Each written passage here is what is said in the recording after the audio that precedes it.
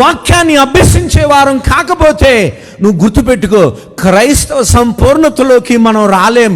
క్రైస్తవ సంపూర్ణతలోకి వచ్చినప్పుడు నీలో ఉన్న సమాధానం ఇంత అంతా కాదు.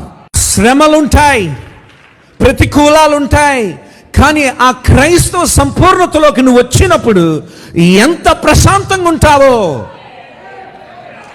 శ్రమలిక శ్రమలుగా అనిపించవు నీకు. ఎందుకని? నీలో క్రీస్తు ఉన్నాడు. క్రీస్తు శక్తి నిలిచి ఉన్నది నీలో. ఆ శక్తి ఎక్కడి నుండి మాత్రమే వస్తుంది? ఆయన వాక్యం నుండి. వాక్యాన్ని గనక మనం చదివే వారం కాకపోతే, వాక్యాన్ని మనం ధ్యానించే వారం కాకపోతే, గుర్తుపెట్టుకో, మనం ఆత్మీయ సంపూర్ణతలోకి మనం నడవలేం.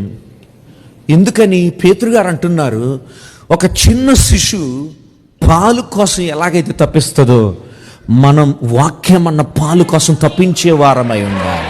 ఒక చిన్న పాలే ఆ చిన్న శిశువుని ఎదిగేలాగా చేస్తే, ఈ వాక్యమే నిన్ను ఏం చేపిస్తుంది? ఎదిగించేలా చేస్తుంది. వాక్యాన్ని చదవని ఒక రోజు మన జీవితంలో ఉండకూడదు. ఎందుకంటే అదే మనకి ఆధారమై ఉన్నది.